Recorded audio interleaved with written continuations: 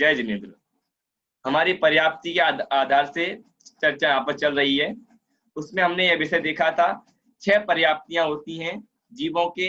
किन किन जीवों के 4 भी होती हैं, किन किन जीवों के 5 भी होती हैं, किन जीवों के 6 भी पर्याप्तियां होती हैं। हमने कल एग्जाम्पल देखा था, आप लोगों को ध्यान होगा।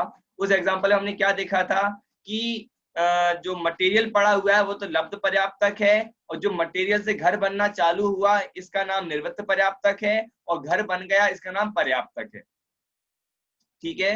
अब यहाँ पर जो मटेरियल पड़ा हुआ है वो मटेरियल यदि वेस्ट हो जाता है, मटेरियल यदि बह जाता है, उसका नाम लब्ध पर्याप्तक है। कैसे? जीव यदि माँ के गर्भ में जन्म के लिए आया, ध्यान रखना, जीव यदि माँ के गर्भ में आया और वहां पर आते ही उसका मरण हो गया, आते ही क्या हो गया? उसका मरण हो गया, कोई भी पर्याप्ति उसकी पूर्ण नहीं हुई, ध्यान रखना, उसे कहते हैं लब्ध पर्याप्तक। लब्ध पर्याप्तक की एक डेफिनेशन और मिलती है, क्या कहा था? जिसके अपर्याप्तक नाम कर्म का उदय रहता है उसे कहते हैं लब्ध पर्याप्तक।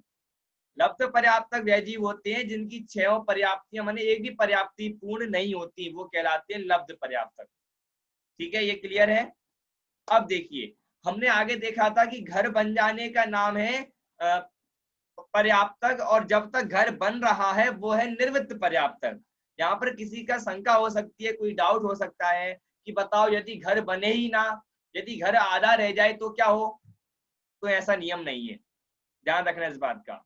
अब यहाँ पर ऐसा तो है नहीं है कि घर आधा रह गया है, बीच में झगड़ा हो गया भाई भाई में, नहीं अब घर नहीं बनेगा, अब आधा ही घर बना रहेगा, खंडर हो जाएगा, ये बात अलग हो जाती है। यहाँ पर उदाहरण यहीं तक बैठता है कि घर का मटेरियल से घर बनना चालू हुआ और वो निश्चित रूप से घर बनेगा ही, ध्यान रखना। वैसे ही यहाँ पर जब जीव माँ के गर्भ में आता है तो जब एक एक करके वो ग्रहण करता है, स्कंदों को ग्रहण करता है, तो आहार पर्याप्ति होती है। फिर आहार पर्याप्ति के बाद फिर आगे आगे बढ़ती जाती है पर्याप्तियां। तो जब ये प्रोसेस चालू हो गई तो निश्चित रूप से जीव पर्याप्तक कहलाएगा, ध्यान रखना। क्या कहा? जब ये प्रोसेस चालू हो जाती है, पर्याप्तक बनने की प्रोसेस चालू हो जाती है, तो पर्याप्त हुए बिना जीव का मरण नहीं हो सकता, ध्यान रखना इस बात का आप लोग। हमारे एक तो हमारे अंदर ये भी शंका रहती है कि बच्चा जब माँ के गर्भ से बाहर आता है तो पर्याप्तियां पूर्ण होती हैं या पहले ही हो जाती हैं? ध्यान से सुनिएगा। माँ के गर्भ में अंतर मूरत, जैसे ही जीव माँ के गर्भ में आया उसने उद्गल स्कंदों को ग्रहण करना चालू किया, तो अंतर मूरत के अंदर ही उसकी 6 पर्याप्तियां पूर्ण हो जाती हैं, पहली बात। ठीक है। और हम ऐसा सुनते हैं, लौकिक में आता है अबॉर्शन करवा लेते हैं, बच्चे को गिरवा लेते हैं, तो ये क्या कहलाता है? तो जब बच्चे की पर्याप्तियां पूर्ण हो जाती हैं, जब 6 पर्याप्तियां बच्चा पूर्ण कर लेता है उसके बाद उसका मरण कहलाता है, तो वो भी जीव पर्याप्तक ही है, ध्यान रखना इस बात का। ठीक है। हम ऐसा नहीं कह सकते कि अबॉर्शन करा दिया तो जीव अपर्याप्तक रह गया, है ना। वो जीव भी पर्याप्तक ही होता है। कैसे पर्याप्तक ही होता है? क्योंकि अंतर मूरत में ही उस जीव की पर्याप्तियां पूर्ण हो जाती हैं। अब 9 महीने तक क्या होता है? 9 महीने तक उस जीव की प्रोसेस चलती रहती है। जीव माने जीव तो पूरा बन चुका, उसकी इंद्रिया बन गई, उसका मन बन गया, उसका आहार बनना बन गई, सब बन गया, लेकिन अब उसके स्कंद बढ़ते हैं 9 महीने में मात्र, है ना। जो स्कंद बढ़ते हैं उसको इसलिए वहां पर समय बताया है 9 महीने लगते हैं। लेकिन माँ के गर्भ में जीव आया और अंतर मूरत में ही जीव को 6 पर्याप्तियां प्राप्त हो जाती है, इस बात का विशेष ध्यान रखिएगा। ठीक है। और जब बच्चे को गिरवाने की बात आती है, अबॉर्शन की बात आती है, तो वो चीज तब कहलाती है जब बच्चा पर्याप्तियों को पूर्ण कर चुका होता है, 6 पर्याप्तियां उस बच्चे के पूर्ण हो जाती हैं। ठीक है, ये थोड़ा क्लियर करना था मुझे। तो इतना हमारा आज का विषय था।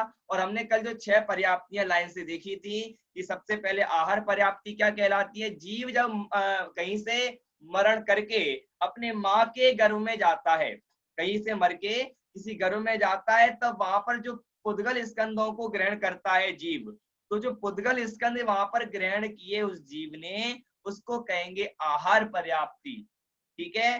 अब उद्गल स्कंद में से कुछ स्कंद तो हड्डी रूप में चले जाते हैं और कुछ स्कंद हैं वो खून वगैरह में चले जाते हैं, तो इसका नाम है शरीर पर्याप्ति।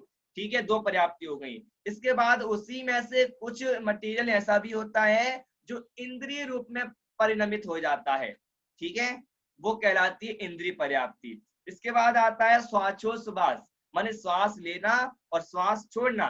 तो कुछ मटेरियल ऐसा भी होता है जिससे जीव श्वास ले भी सकता है और श्वास छोड़ भी सकता है, ऐसा मटेरियल उसका बन जाता है।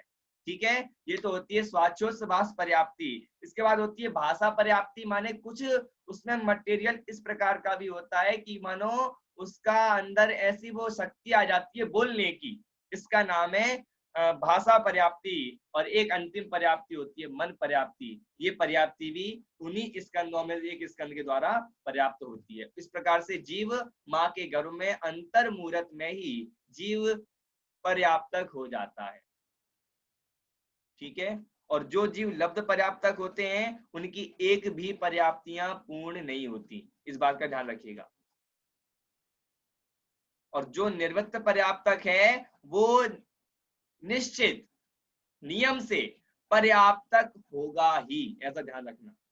ठीक है, जो जीव निर्वृत्त पर्याप्तक है या जिसकी प्रोसेस चल रही है पर्याप्तक होने की, वो जीव निश्चित पर्याप्तक होगा ही। क्यों? क्योंकि ऐसा भी कह सकते हैं निर्वृत्त पर्याप्तक जो जीव है उसके पर्याप्तक नाम कर्म का उदय चलेगा उस समय। ठीक है, इस प्रकार से हमारा इतना विषय था और यहीं पर हमारा इतना विषय छोटा सा विषय था क्योंकि कल जो रिवीजन हमारी कक्षा हो चुकी थी, लेकिन आज हमें थोड़ी उसमें चर्चा करनी थी, इसमें हमारा इतने विषय था। चलिए, सभी को जय हिंद।